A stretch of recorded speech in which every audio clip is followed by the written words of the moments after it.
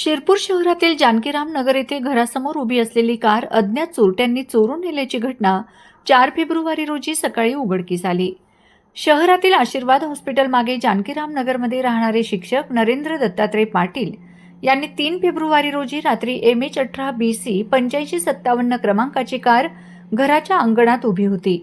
मात्र रात्रीच्या अंधारात चोरट्याने संधी साधत 7 लाखांची ही कार लंपास केली. सकाळी कार दिसून न आल्याने नरेंद्र पाटील यांनी तात्काळ शिरपूर शहर पोलीस ठाण्यात धाव घेत तक्रार दाखल केली.